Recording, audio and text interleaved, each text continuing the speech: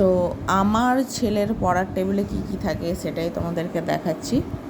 তো দেখো, এই একটা টেবিল থাকে, স্টাডি টেবিল, আর ওর সঙ্গে এটা রাখতে হয় হচ্ছে খেলনা, তার সঙ্গে চাকু, আমাকে ভয় খাওয়ায় এই চাকুটা দিয়ে, ঠিক আছে।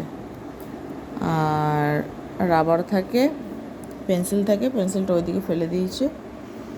একটা ওর বাবার ঘড়ি এনেছে, ও ভাবছে টাইম দেখবে ও। আর এখানে দুটো বই খাতা এরকম খোলা আছে, কেন কি এটা ফার্স্ট টাইম ওকে লিখতে বলছিলাম, যেটা আমি অসফল হয়েছি ওকে লেখাতে। কোনো মতে এটা লিখবে না, মানে এত ধৈর্যের কাজ ওর দ্বারা হবে না। তো যাই হোক, ওকে বললাম 3 লিখবে না তো তাহলে 4 লেখো। ও 4ও লিখবো না, ওই 4 একটা আমি লিখেছি, এই যে 4 লিখেছি, আর লেখেনি। তারপরে তো এইগুলো আমি দিয়েছি, এই যে ম্যাচিং এইগুলো বেশ ভালোই পারে ও। এই ম্যাচিং করতে ও খুব ভালো লাগে, এই সার্কেল করতে বলি, ম্যাচিং করতে বলি, তো এইভাবে পড়াই। তারপরে ওর ম্যাচিং হয়ে যায়, তারপরে এই যে আমার মাথার ওপর এরকম করে,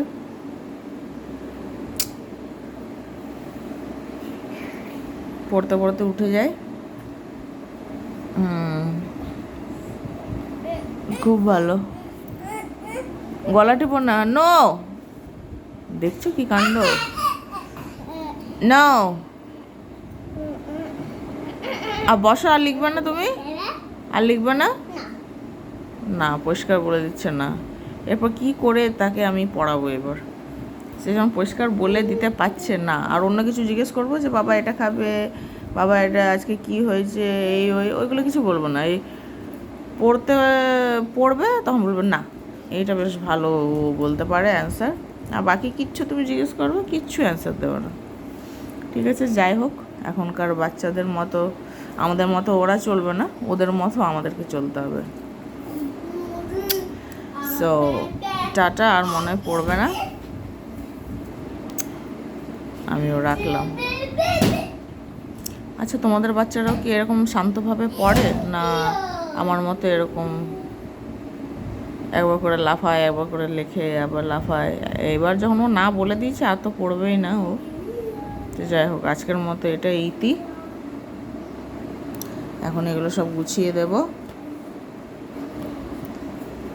আর তোমাদের বাচ্চাদেরকে তোমরা কেমন করে পড়াও, বা তোমাদের ভাই বোন যারা আছো তাদেরকে কেমন করে পড়াও জানিও।